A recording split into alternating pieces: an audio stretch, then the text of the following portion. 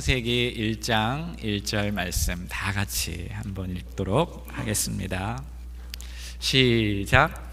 태초에 하나님이 천지를 창조하시니라. 아멘. 자리에 앉아주시기 바라겠습니다. 저는 앞으로 여러분과 제가 하나님의 말씀으로 잘 무장되어서 좀 우리 교회가 이제는 복음을 증거하고 또 하나님의 사람들로 이렇게 만들어져 가는 그런 교회가 되기를 소망하는 마음으로 성경의 좀 핵심적인 주제들을 좀 시리즈로 설교하려고 합니다. 오늘부터 주어지는 설교는 성경 전체적인 그림들을 좀 그려줄 겁니다. 그리고 전체 속에서 나타나는 핵심적인 주제들을 나누려고 합니다. 오늘은 창조를 이야기할 것이고, 다음 주는 인간의 타락, 또 구약에 보면 율법, 또 제사, 이런 것들이 왜 중요한지 이렇게 시리즈 형식으로 설교하려고 합니다. 혹시 그동안 설교를 듣거나 성경을 볼 때에 잘 이해가 안 되고 좀 성경의 전체적인 주제가 무엇인지 잘 모르시는 분들 있다면 주일 예배에 꼭 한 번도 빠지지 말고 참여해서 들으셨으면 참 좋을 것 같습니다. 그리고 혹시 지금 여러분 주변 중에 내가 좀 복음을 증거하고자 하는 새 가족, 새 신자들이 있다면 오늘 말씀들부터 해서 쭉 여러분이 주보에 보면 설교 노트가 있는데 잘 정리를 해서 좀 이것을 가지고 증거하는, 복음을 증거하는 그런 툴로 사용했으면 좋을 것 같습니다. 설교 CD도 여러분 준비가 되어 있으니까 필요한 대로 사용해서 복음을 증거하는데 부족함이 없었으면 좋을 것 같습니다. 혹은 좀 그런 사람들이 없다면 여러분 가족 식구들에게라도 복음에 대해서, 또 하나님의 그 창조 때부터 이제 종말까지 어떤 것이 핵심 주제인지 좀 나누는 그런 시간이 되기 위해서 여러분 설교를 좀 주의 깊게 잘 좀 듣고 정리하면 좋을 것 같습니다. 첫 번째로 여러분과 제가 좀 상고해야 할 것이 이야기의 첫 부분을 관찰하라라는 것입니다. 창세기는 우리 성경의 제일 앞에 있죠. 첫 부분이죠. 이야기의 첫 부분 중에 창세기 1장과 특별히 2장은 우리에게 하나님과 하나님의 세상에 대해서 잘 설명해 주고 있어요. 근데 여기서 여러분과 제가 중요하게 여길 것이 있는데, 하나님의 말씀을 읽거나 들을 때에 아주 중요한 것이 있어요. 그것은 뭐냐면 예수님을 여러분 마음속에 영접하고 하나님을 온전히 믿는 것입니다. 영적으로 하나님이 계신 것을 온전히 믿고 의지할 때에 성령님이 우리 안에 깨달음을 주십니다. 알게 해주셔요. 하나님의 세상에 대해서 알게 해주시고 우리들로 하여금 깨닫게 하시고 우리의 삶 속에 그것이 적용되게 하십니다. 교회를 오랫동안 다니거나 성경을 읽지만 잘 모르겠다, 나한테는 감동이 없다 하시는 분이 있다면 정말 하나님 앞에 내가 진심으로 하나님을 의지하고 깨닫기를 원합니다. 성령님 도와주십시오라는 기도를 드리면서 들었으면 좋겠어요. 사실 제가 이 설교를 준비하면서 그런 기도를 드렸습니다.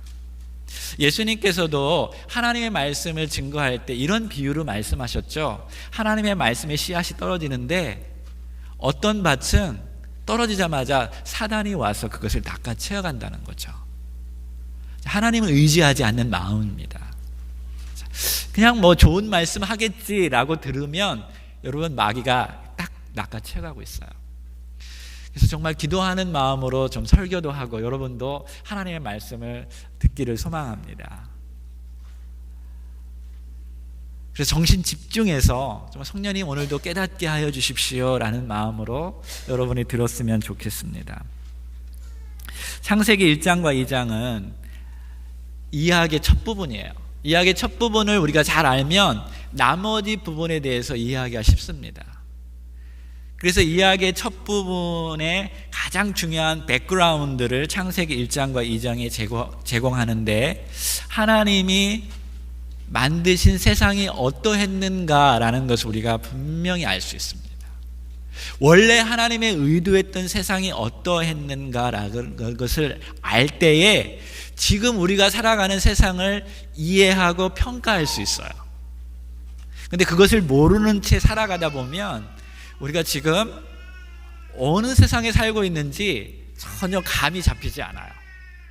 그래서 창세기 1장과 2장의 첫 부분을 우리가 주의 깊게 관찰하면서 들어야 합니다. 우리 창세기 1장 1절 어떻게 시작하죠? 우리 암송하시는 분 한번 말해볼까요? 시작. 태초에 하나님이 천지를 창조하시니라. 아주 친숙한 말로 시작되죠. 가장 중요한 인물이 등장합니다. 하나님이라는 분이 등장하죠.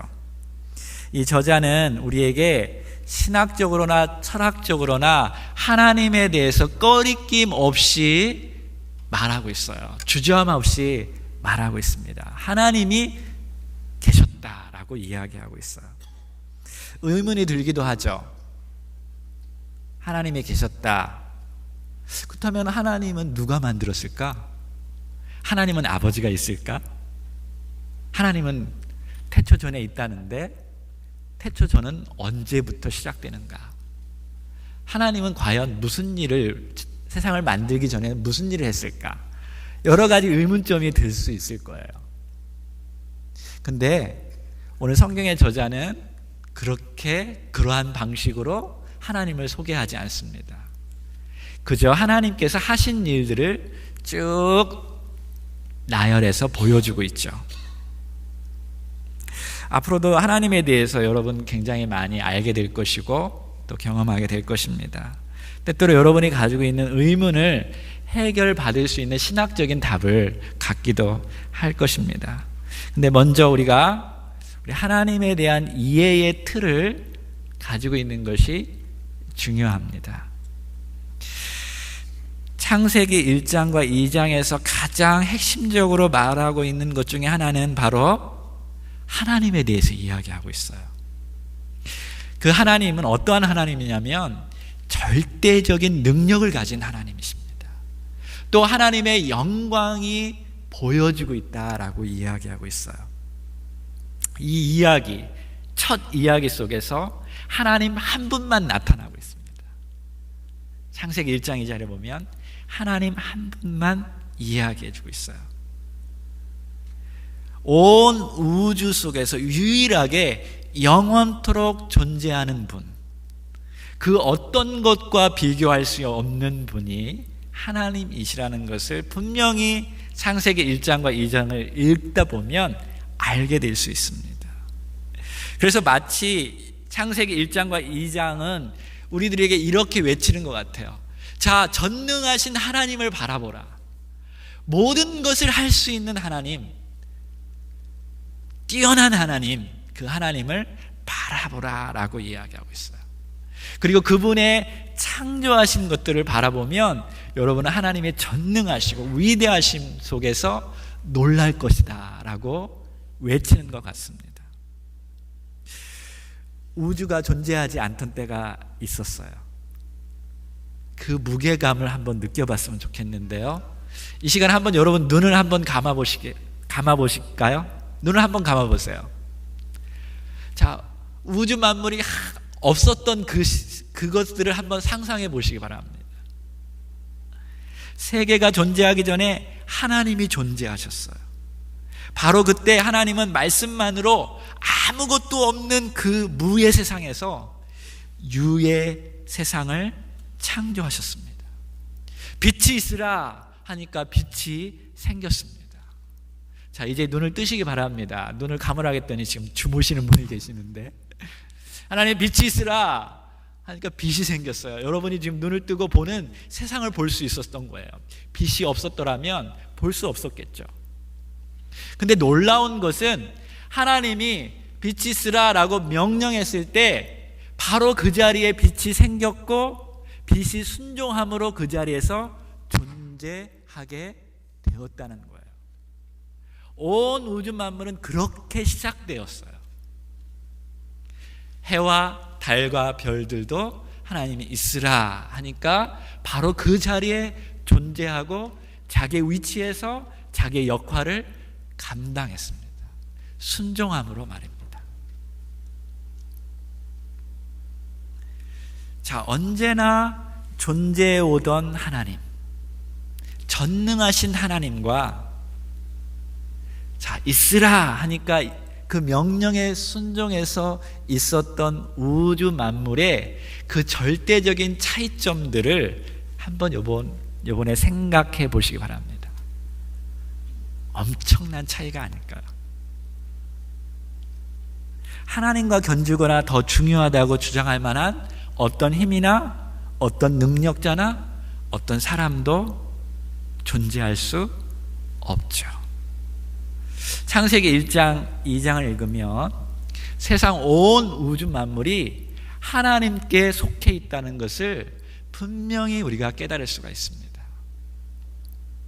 우리가 인간적으로 개념으로 이렇게 살아가다 보면 마치 세상은 우리들 것이라고 생각하면서 살아가고 있어요.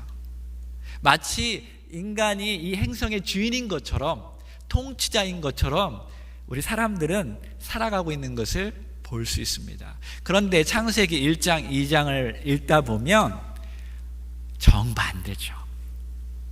우리는 하나님에 의해서 창조된 피조물이라는 거죠.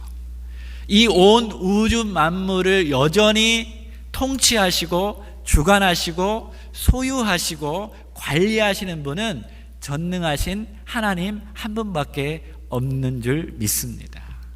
그런 고백하는 자들이 이곳에 온 줄로 믿습니다. 하나님이 이 세상의 실소유주예요. 하나님이 모든 것의 소유권을 가지고 있고 그 권한을 가지고 있습니다. 이 사실을 우리가 분명히 깨닫고 알게 되면 그 순간 지금 우리가 있는 위치에서 겸손해질 수밖에 없다라는 것을 느낄 수밖에 없죠.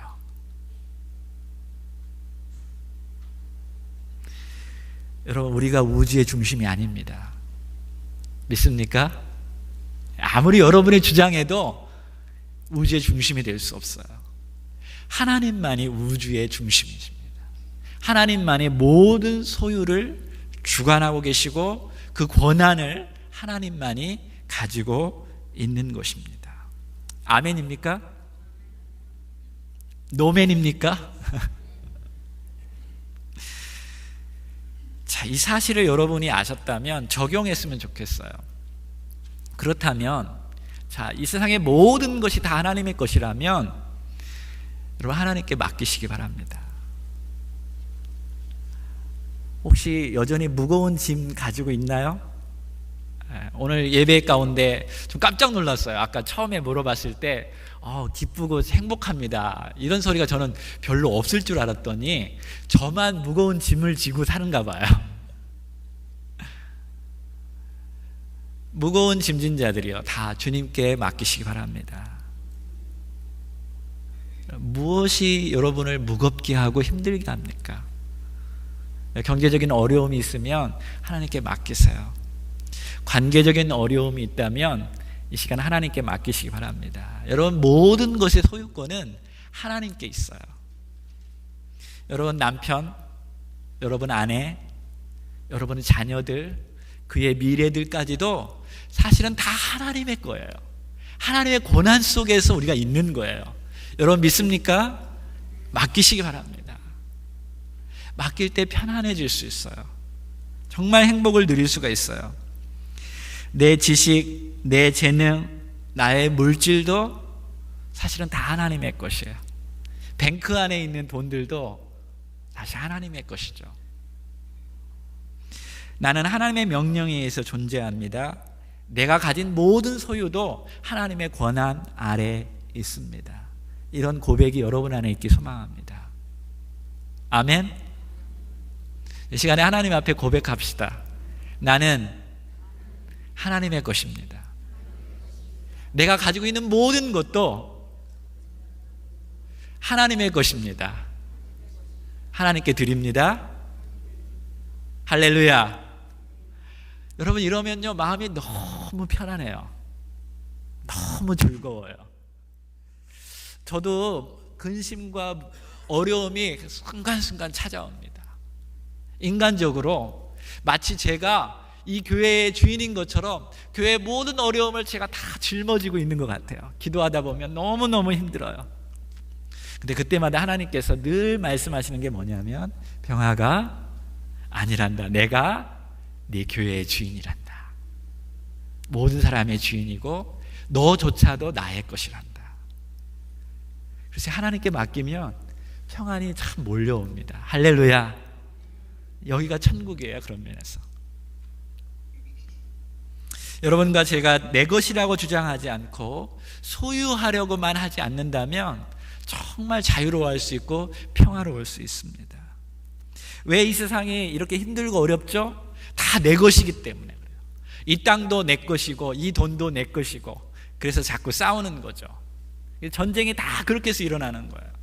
내 땅이라는 거죠. 내 것이라는 거죠. 여러분 질문하겠습니다. 독도는 어느 나라 땅입니까? 한국 땅,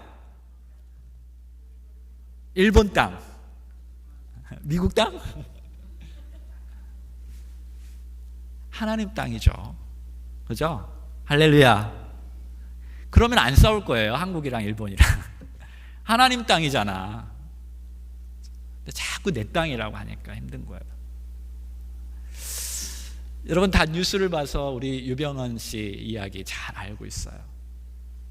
평생 종교의 이름으로 아주 악한 사람이죠. 나쁜 사람이에요. 수많은 성도들의 돈을 끌어다가 재산을 불리고 땅을 샀어요.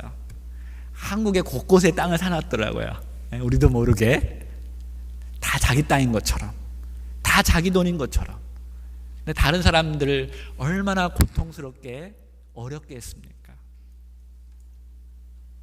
만약에 창세기 1장 2장만 확실히 유병헌 씨가 알았다면 절대로 그런 일을 안 했을 거예요. 근데 그게 결과가 어떻습니까? 죽었을 때 거기 돈 뭉치가 엄청 많이 있었죠. 1억인가 10억인가 있었죠. 그게 무슨 의미일까? 저는 속으로 이렇게 생각해 봤는데, 하나님 나라 갈 때는 다 놓고 가는 거구나. 다 자기 재산인 것처럼 사는데 아니구나. 자기 재산이 아닌 거예요. 아멘? 여러분 재산 아니에요. 하나님 나라 갈 때 다 못 들고 가요. 죄송합니다. 평생 어렵게 살았는데 다 들고 갈 것처럼 생각하는데 아니에요. 다 내려놓고 가는 거예요. 근데 네 땅이니 내 땅이니 돈 끌어다가 살면서 다른 사람 고통스럽게 아프게 하면 그의 인생의 마지막은 그렇게 죽는 거예요.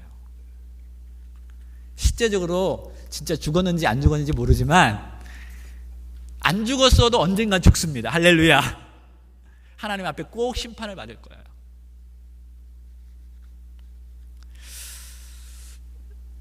여러분 이 땅에 있는 창세기 1장을 2장을 통해서 우리가 읽고 또 읽고 깨달아야 할 것은 이게 하나님의 것이라는 거예요. 하나님이 만드셨고 그 소유권은 다 하나님의 것이라는 것을 우리가 분명히 인식하는 것입니다.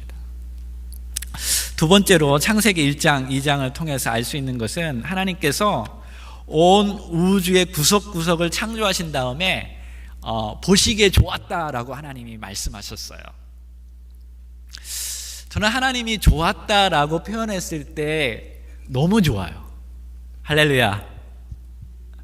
여러분 목사가 좋습니다라고 할 때 여러분 좋습니까? 싫습니까? 저를 사랑하지 않는 사람은 그런 표현 않겠죠. 뭐 좋거나 말거나 나하고 상관없지. 근데 누군가 여러분 앞에서 참 좋아하면 여러분도 좋아할 거예요. 그죠? 저는 여러분이 제 앞에서 막 즐거워하고 좋아하면 저는 행복합니다. 할렐루야. 근데 하나님이 정말 좋아하셨대요. 그걸 어떻게 좋아했을까? 한번 생각해 보세요. 하나님의 표정이 있다라면 어떤 표정을 지었을까? 저처럼 이렇게 웃지 않았을까 싶어요. 굉장히 좋았어요. 하나님께서. 너무 좋았는데 갑자기 하나님께서 이런 말씀을 하십니다. 창세기 1장 26절 다 같이 읽겠습니다. 시작. 하나님이 가라사대 우리의 형상을 따라 우리의 모양대로 우리가 사람을 만들고 그로 바다의 고기와 공중의 새와 육축과 온 땅과 땅에 기는 모든 것을 다스리기자 하자 하시고, 다 만든 다음에 하나님이 이야기 중간 속에서 하나님끼리 이야기하는 거예요. 여기 보면 하나님이 한 분이 아니라는 걸 알 수 있어요. 복수, 우리의 형상대로 우리의 모양대로 하나님이 서로 이야기했었어요. 그래서 우리가 삼위의 하나님이라고 말하잖아요. 그죠? 삼위일체가 바로 여기에서 나오는 거예요. 성부 하나님으로부터 우리가 나타나죠. 또 성자 예수님으로부터 이 땅에 현현한 분, 그것도 하나님이셔요. 그러니까 예수님은 태초 전에 계셨던 분이셔요.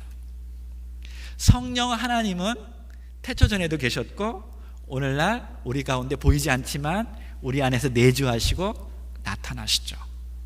근데 오늘 사실 여기에 제가 이 부분은 나중에 또 이야기하겠는데요, 여기서 포커스는 인간에겐 절대적인 특별한 점이 있다라는 거예요. 다른 우주 만물을 하나님이 명령해서 이렇게 만드셨는데 사람을 만들 때 특별히 하나님이 대화를 하셨어요. 그리고 우리의 모양대로 우리의 형상대로 만들자 하나님이 계획하시고 그렇게 만드셨다라는 거예요. 근데 여기 신학적인 아주 중요한 부분이 있습니다. 우린 다른 피조물들과 다르게 창조되었어요. 그리고 하나님의 모양을 닮은 존재들입니다. 근데 중요한 것은 하나님은 아니라는 거예요. 우리는 여전히 하나님에 의해서 만들어진 피조물이지 하나님과 같은 창조주 하나님은 아니라는 것입니다. 이거 굉장히 중요합니다. 오늘날 어떤 사람들이 어떤 신적인 능력을 가지고 병도 고치고 미래를 예언하고 그러면서 하나님과 영통했다고 하면서 나는 하나님의 자녀다, 나는 메시아와 같은 존재다, 나를 따르라 하는 사람들이 생기죠. 따라가지 말라라는 거예요. 우리는 죽었다 깨어나도 하나님의 피조물입니다. 우리가 죽어서 천국에 가도 여전히 하나님의 영광을 돌리는 하나님의 피조된 존재라는 사실을 분명히 인식하시기 바랍니다. 이거를 가지고 있어야 이단에 빠지지 않아요. 누군가가 내 미래를 다 점쳐서 딱 맞췄을 때 저 사람 하나님이 아닌가? 절대로 그렇지 않습니다. 근데 여기서 더 중요한 부분이 있는데,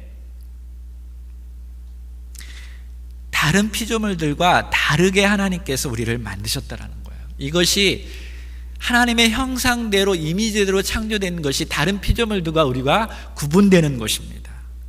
하나님의 형상이 정확하게 무엇인지 논란이 많지만 사실 외적인 닮음과 같지는 않아요. 외적으로 하나님과 닮았다라는 의미는 아니라는 거죠. 요한복음 4장에도 보면 하나님은 영이시다라고 말하고 계시고, 골로새서 보면 하나님 그리스도를 보이지 아니하는 하나님의 형상이라고 말씀하십니다. 다시 말해서 하나님의 형상이라고 말했을 때에 외적인 닮음을 이야기하는 것은 아니라는 거죠. 그렇다면 인간 안에 있는 하나님의 형상의 어떤 요소들이 하나님의 형상과 닮았을까? 많은 신학자들이 연구한 결과 공통적인 부분이 있는데, 첫 번째로는 합리적인 사고하는 능력이 있다라는 거예요. 이성적인 부분이 있는 거죠. 두 번째로는 도덕성이 있어요. 도덕적으로 판단할 수 있는 능력이 우리 사람에게 있어요. 다른 피조물에게는 없는데.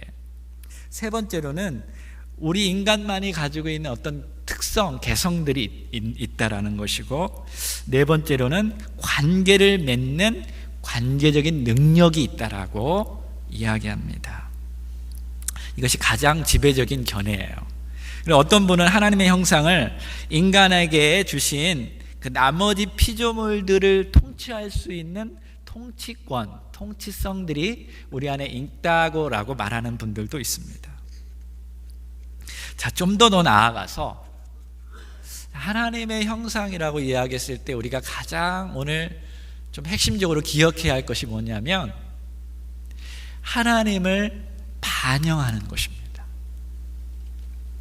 우리가 하나님을 닮은 사람으로 하나님이 우리를 만들었을 때에는 우리로 하여금 온 우주 만물에게 하나님을 반영토록 하셨다라는 거예요. 히브리서 1장 3절을 보면 예수님을 이렇게 표현해요. 하나님의 영광의 광채시요 그 본체의 형상이다라고 말합니다. 그래서 우리가 예수님을 바라볼 때 하나님의 형상을 온전히 이루신 하나님의 현현된 모습이라고 볼 수 있는 거죠. 자, 그런 의미에서 우리 예수님을 바라보면서 다시 우리들도 하나님의 형상을 회복되어서 하나님의 그 모습들을 이 세상에 드러내 보여주어야 한다는 거예요. 다시 정리해 보면 우리를 통해서 하나님이 이 땅의 통치자임을 상기시켜 주어야 한다는 거예요. 하나님의 인자하심을 우리를 통해서 보여주어야 돼요. 하나님의 성실하심을 우리를 통해서 보여줘야 돼요.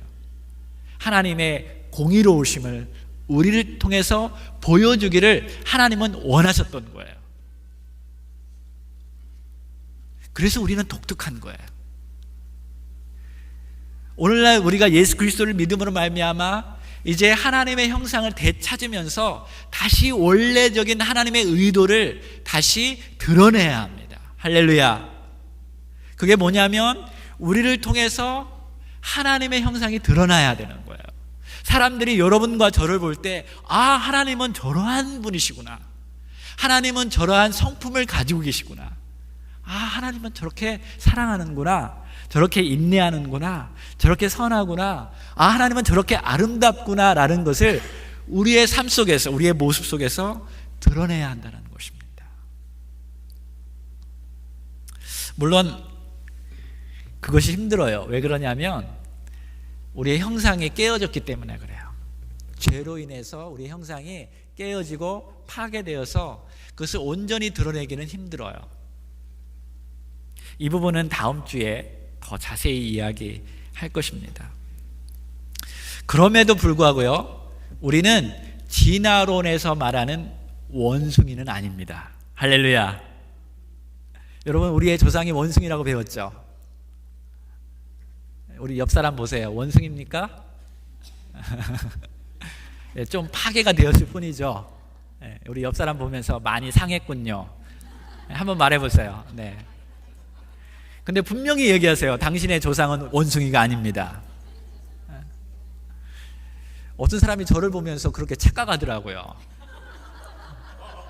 앞에가 좀 오스크랄로 뭐 이렇게 있잖아요. 피타쿠스인지 뭔지.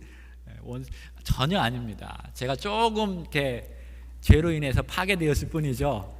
원래 하나님의 형상이 내 안에 있으면 굉장한 사람입니다, 여러분. 자신을 향해서도 한번 말해볼까요? 그래, 나는 조금 망가졌을 뿐이다. 그죠? 네, 여러분, 망가졌어요. 하나님 형상이 망가져서 지금 우리가 이렇게 고통스럽게 어렵게 살아가는 거예요. 근데 하나님은 그것을 회복시키기를 원하셔요. 그래서 우리가 이야기의 첫 부분을 정말 잘 알아야 돼요. 원래 하나님의 모습은 이것이라는 거죠. 원래 우리는 건강했어요. 원래 우리는 하나님처럼 선하고 진실하고 아름다운 존재였어요. 그래서 여러분이 진짜 원래 하나님 형상대로 저를 볼 때, 어떻게 저렇게 멋지고 훌륭할까? 이런 대답이 나와야 되는 거예요. 근데 여러분도 파괴가 돼가지고요, 그렇게 못 보는 것 뿐이에요. 그래서 내 눈이 조금 삐었구나, 이렇게 생각하시면 됩니다. 자, 따라서 해볼까요? 나는 하나님의 형상을 닮은 하나님의 자녀이다. 이게 원래 내 모습이다.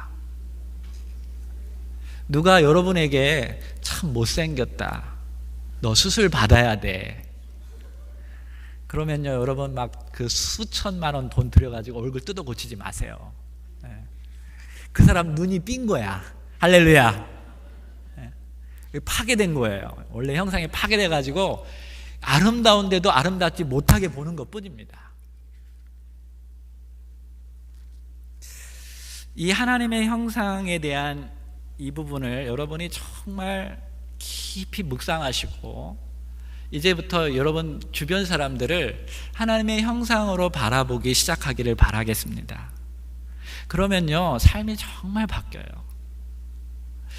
내 옆에 사람이, 내 아내가, 내 남편이 정말 하나님의 이미지를 닮은 사람이다라고 여러분이 분명히 인식하고 그렇게 바라보면 정말 사랑스럽게 바라볼 수밖에 없어요.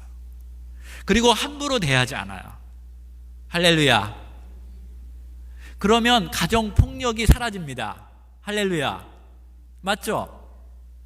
하나님의 형상이 있고 하나님의 아름다움이 있는데 내가 함부로 대할 수 있어요? 그러면 살인합니까? 절대 살인하지 못하죠. 어떻게 하나님의 형상을 닮은 사람을 어떻게 살인할 수가 있어요?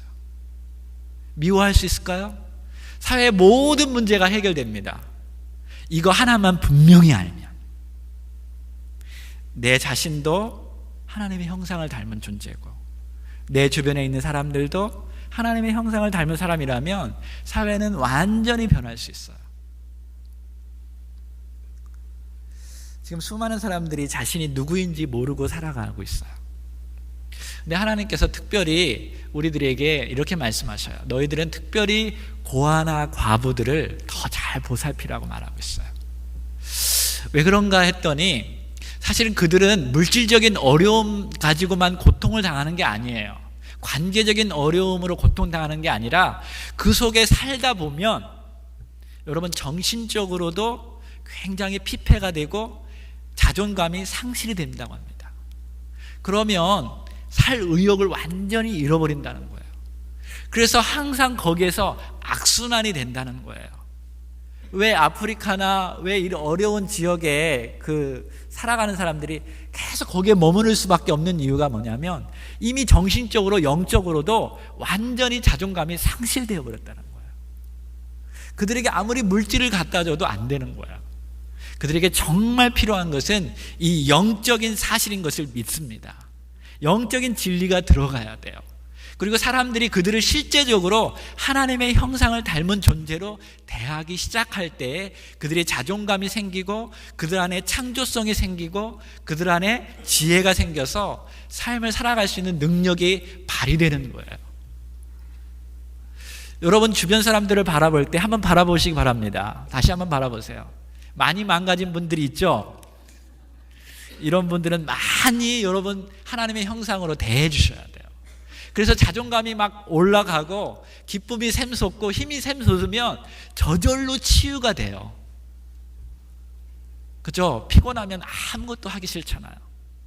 근데 누군가 사랑해주고 먹을 것을 갖다 주면 저절로 일하게 되고 저절로 사랑하게 되는 거죠. 마지막으로 이 하나님의 형상에 대한 부분들 우리가 알고요. 그다음에 마지막으로 이 이야기 첫 부분에서 원래 하나님의 세상이 어떤 세상이었는가 이것을 우리가 알아야 하는데요. 에덴 동산의 삶을 한번 바라보기를 원합니다. 하나님은 처음에 아담을 창조하셨는데 아담이 혼자 있는 것을 보고 그렇게 기뻐하지 않았어요. 뭔가 좀 부족하다 하나님이 이렇게 생각하셨습니다. 좋아하지 않았어요. 그래서 하나님이 그를 위해서 돕는 배필을 창조하셨어요. 그러자 아담이 하나님과 대화할 때도 좋아했는데 아담이 하와를 만나고 사랑에 푹 빠집니다. 근데 하나님이 그 모습을 보고 좋아했을까요? 싫어했을까요? 좋아했어요. 여러분, 하나님은 우리가 관계를 맺어가면서 관계 속에서 사랑하고 행복할 때 하나님도 좋아하십니다. 할렐루야. 그래서 어떤 분이 이렇게 얘기했어요. 우리가 서로 사랑할 때 하나님의 온전한 형상을 이룬다라고요. 그래서 사랑함으로 말미암아 하나님의 하나님다움을 보여주라고 이렇게 말했다고 합니다. 한 번은 아담이 하나님과 그 에덴 동산을 이렇게 거닐었어요. 단둘이서. 그리고 나서 하나님께 이렇게 말했다고 합니다. 하나님, 하와의 얼굴을 보니까 피부가 너무 고와요. 하나님 왜 그렇게 예쁘게 만들었습니까? 하나님이 야, 그래야 네가 하와를 사랑할 거 아니냐, 그렇게 대답했다고 합니다. 아담이 또 거닐다가 하나님, 하와를 보니까 너무 몸매도 예쁘고 너무 아름다워요. 왜 그렇게 하나님 만드셨죠? 아담아, 그래야 네가 하와를 사랑할 거 아니냐. 또 길을 거닐다가 아담이 이렇게 말했어요. 하나님, 근데 왜 하와가 왜 이렇게 멍청합니까? 이렇게 멍청해가지고 이렇게 사단한테 꼬임당하죠? 하나님이 길을 멈췄어요. 그래서 살며시 아담에게 얘기했습니다. 아담아, 그래야 하와가 너하고 함께 살지 않겠니?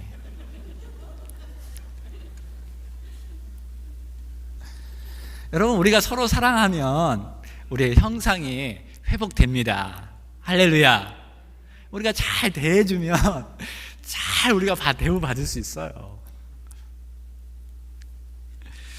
우스갯소리인데, 여러분, 남성과 여성도 하나님의 작품입니다. 할렐루야. 믿습니까? 근데 제가 종종 여자분들하고 이렇게 상담하고 이야기하다 이런 얘기를 종종 예전에 많이 들었어요. 내가 남자로 태어났으면 얼마나 좋았을까. 혹시 그런 생각 해본 사람 한번 손 들어보세요. 몇 명밖에 없네. 자신이 없어서 지금 못 들죠. 옛날에 전 그런 사람 많이 봤어요. 그래서 왜 그런가 들어봤더니요, 자기는 너무나 여성성을 인정받지 못했다라는 거예요. 사회 속에서 너무 남자만, 그렇죠? 남자만 그랬죠. 아들 낳으면 굉장히 좋아했고, 딸 낳으면 취급도 안 해줬잖아요, 옛날에. 그렇죠? 그리고 직장에서 일하면 남자보다 훨씬 더 잘 일하는데도 불구하고 월급은 조금 받고. 그게 바로 세상이 파괴돼서 그런 거예요. 그래서 제가 그렇게 힘들어하는 여성들을 참 많이 봤는데요. 여러분, 그리스도 안에서 여성성을 다시 회복하는 여성들이 되시기를 주의 이름으로 축원합니다. 남자들이 눈이 삐어서 그런 거예요. 죄로 더 많이 파괴가 되어서 여자들을 많이 그동안 괴롭혔어요. 그래서 남자들이 많이 회개해야 하고요. 여성들은 여성성을 이제 아름답게 만들어 가야 돼요. 하나님, 나를 여자로 만들어 주셔서 정말 감사합니다. 내 안에 하나님 형상을 이제 온전하게 드러내길 원합니다. 내 안에 있는 하나님의 아름다움, 진실함, 나를 여성으로 만드신 하나님의 원래의 의도를 정말 이제 드러내기를 원합니다. 할렐루야.